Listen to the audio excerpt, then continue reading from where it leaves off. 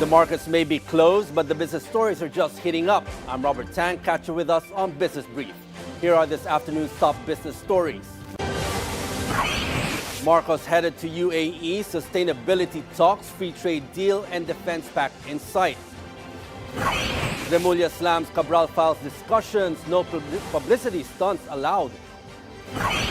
BIR hits Wawa Builders with 48 million peso tax case over alleged ghost project. DA opens farm-to-market road transparency portal to end project secrecy. Trump takes aim at Wall Street, bans big investors from single-family homes to cool housing prices.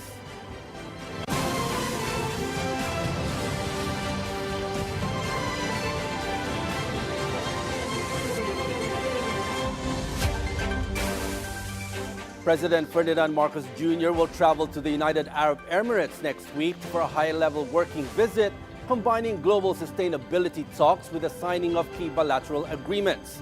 Malacanang says during the Abu Dhabi Sustainability Week, Marcos will join world leaders in discussions on energy transition, water security, climate action, food systems, and sustainable finance. The visit will also see the signing of the Philippines' first free trade agreement with a Middle Eastern country and a memorandum of understanding on defense cooperation with the UAE. President Bongbong Marcos inaugurates the Camalaniugan Bridge in Cagayan, cutting travel time between Apari and Ballesteros to just 20 minutes. For more on this, Ivy Reyes is on the line. Go ahead, Ivy. Robert, time travel between Apari and Ballesteros Cagayan is now down to as little as 20 minutes from the usual 1-hour travel time as the Camalaniugan Bridge opens today in Cagayan.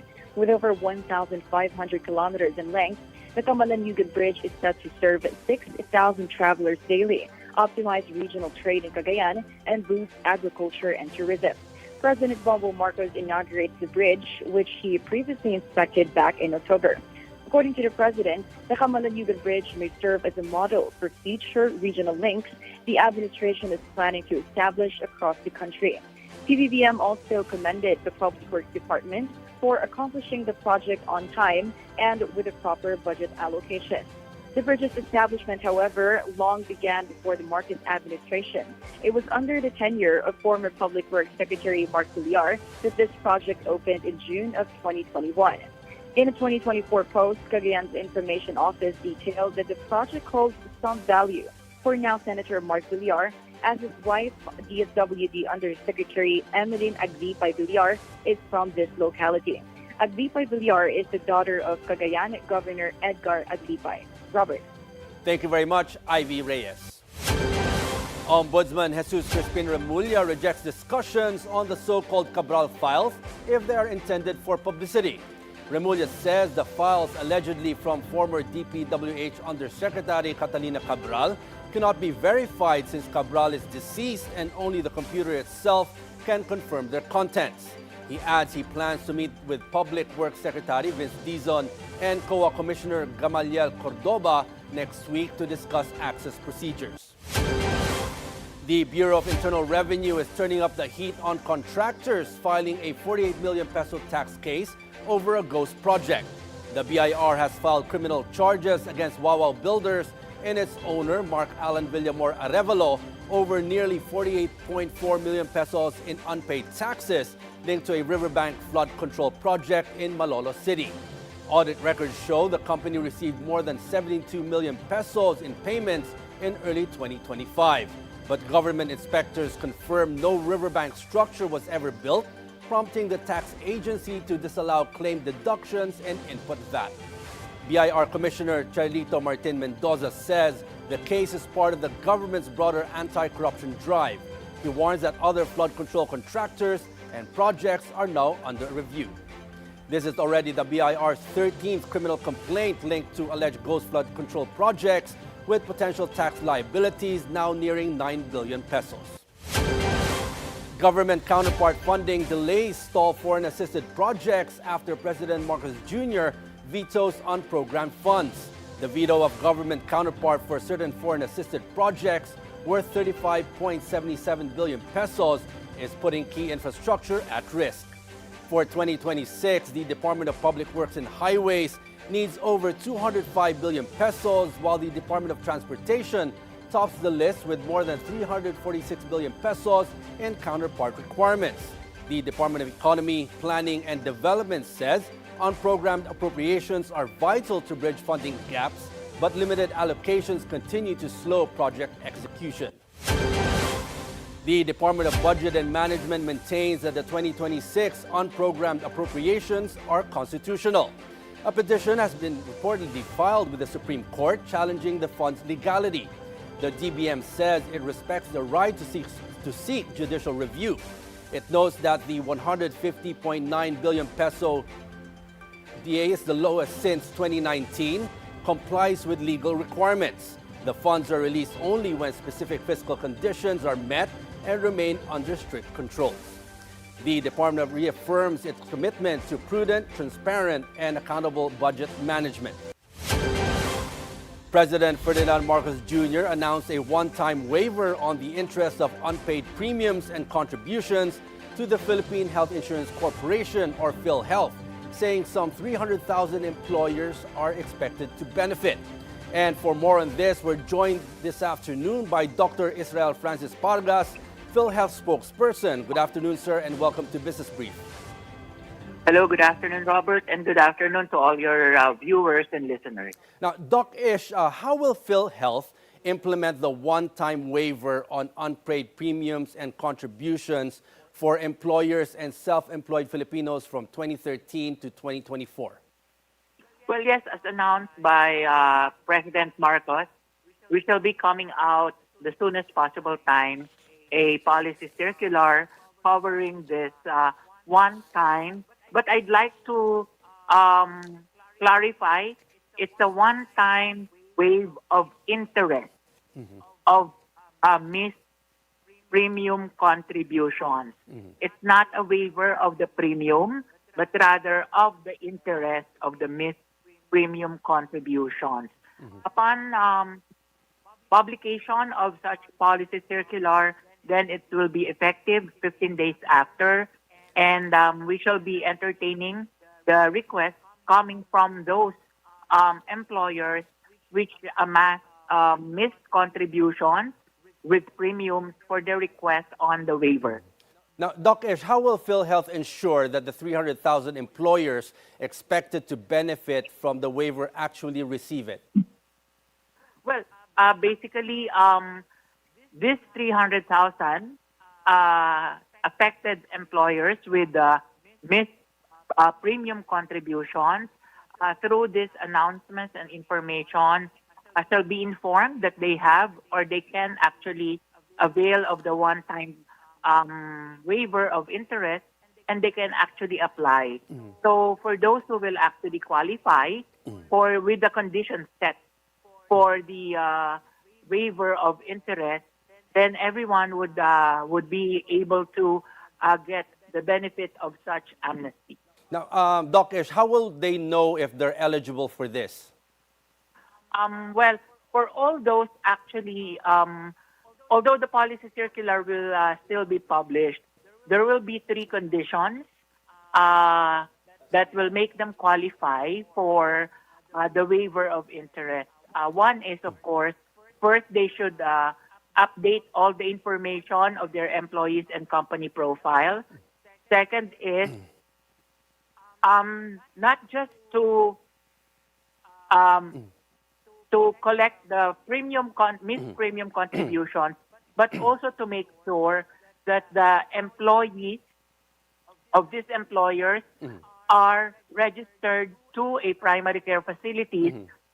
It will also be a requirement that the employees shall be registered to a YACAP clinic with a first patient encounter and with the submission of all the necessary documentary requirements like the letter of request. Now, Doc Ish, you mentioned YACAP. Now, how does the PhilHealth plan to encourage employers to enroll their workers in this program? Well, for one of the incentives would be the waiver.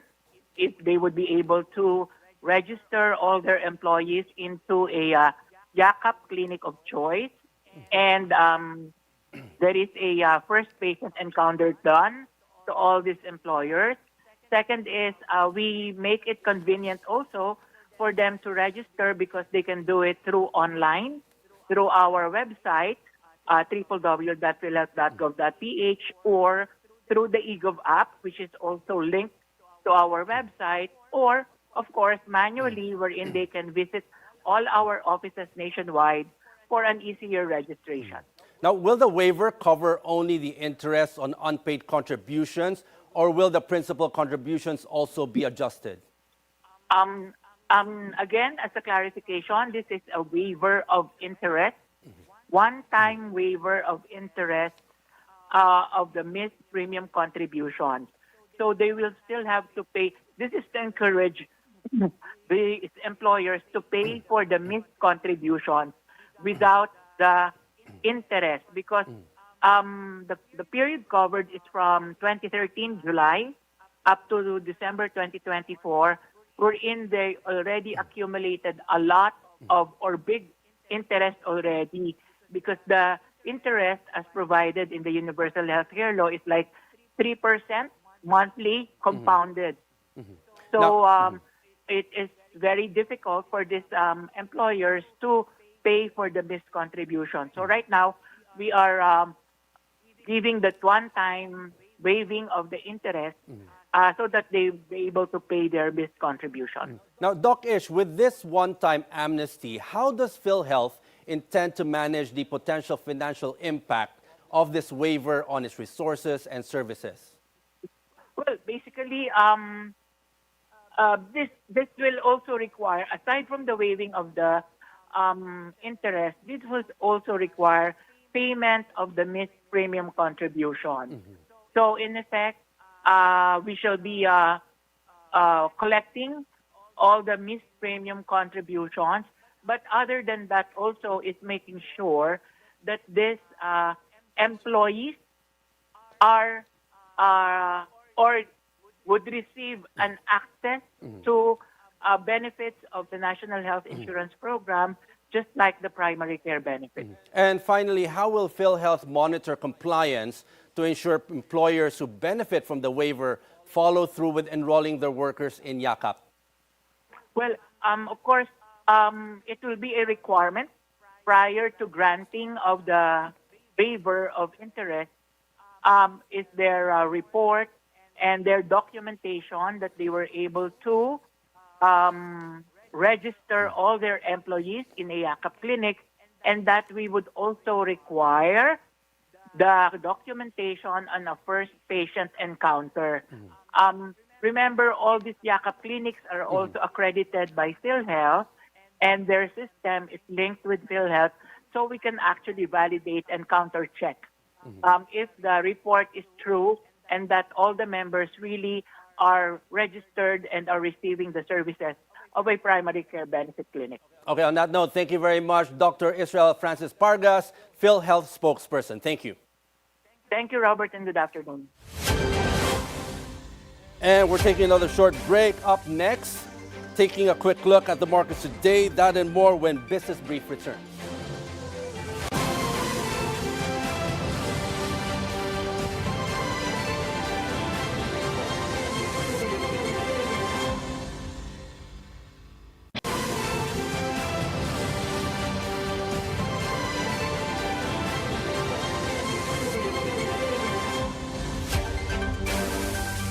The Agriculture Department launches a transparency portal to monitor farm-to-market roads in a bid to invite scrutiny over the implementation of FMR projects. Paulo Barcelon joins us on the line from the DA office in Quezon City for the details. Paulo, what more can you tell us? Robert, Bureau of Agriculture and Fisheries. The portal will serve as the agency's transparency initiative for the development of farm-to-market roads, and will allow the public, government, and civil society to closely scrutinize the status of FMRs, which will now be handled by the DA. Pulido says for 2026, different modalities of accomplishing these projects will be allowed, including projects directly handled by the DA, partnering with local governments, or even public-private partnerships. Agriculture spokesperson Arnel de Mesa says the DA will eventually have the capability to implement the projects, as regional agricultural engineering offices will be established to ensure that a unified standard for farm-to-market roads will be adopted throughout the country.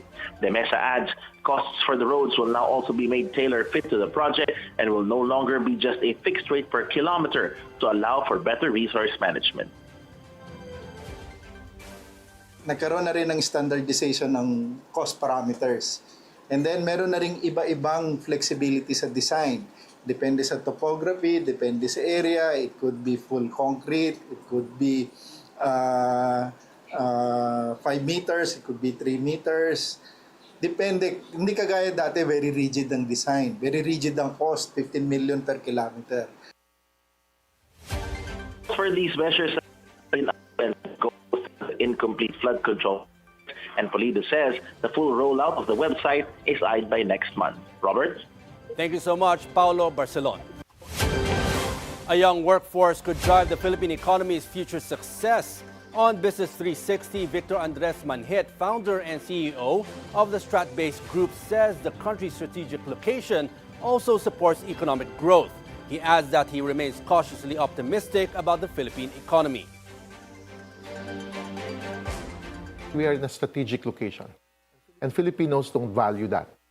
When we say strategic location, we are in between what some would say the region that will grow the global economy, the Indo-Pacific region. When you look at the map, that's between Indian Ocean and Pacific Ocean.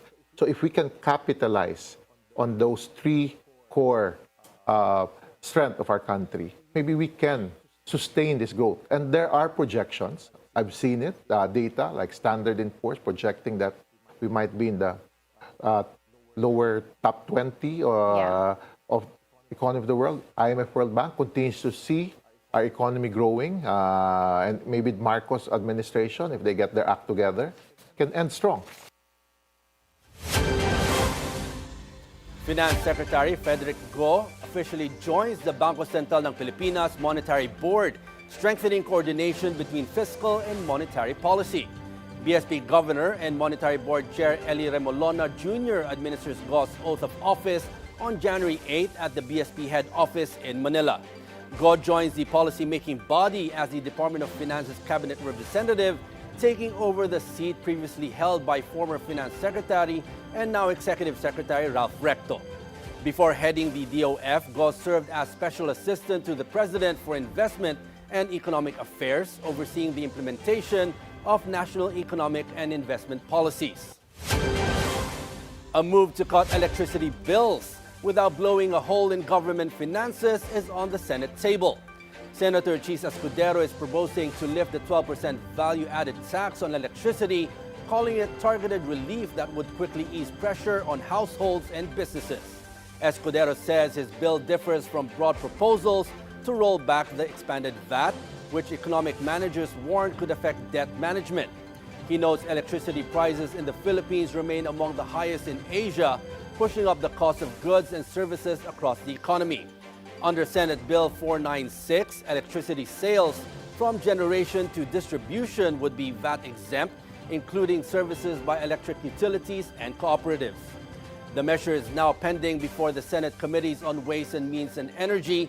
For businesses, VAT-free power could mean lower operating costs and better price competitiveness. With volcanic risks rising and thousands already displaced, the Albay provincial government moves to shield communities and speed up emergency spending. On BNC's At the Forefront, Governor Noel Rosal seeks the declaration to unlock emergency and quick response funds to affected local government units. More than 2,800 residents are already evacuated. Magre-request na tayo kasi nakita ko kahapon nagbit kami ng P-box with this overnight activity of the pyroclastic flow. Makita mo naman sa picture talagang bumalik na yung 1978 ganito yan. That took us almost 8 months no na ganyan na talagang hindi natin pwede baliwalain. The Philippine Institute of Volcanology and Seismology keeps Mayon at alert level 3, warning of a possible hazardous eruption in the coming days or weeks. Under a state of calamity, LGUs can access the remaining 30% of their quick response funds critical for disaster relief. President Donald Trump moves to ban Wall Street firms from buying single-family homes, saying the measure is aimed at protecting the American dream. Trump says inflation and corporate house buying have driven up housing costs, making home ownership harder for Americans. Since the 2008 financial crisis, Wall Street firms have bought thousands of single-family homes to rent out. Markets react immediately. American homes for rent drops nearly 4%, while Blackstone falls about 5.6% following the announcement.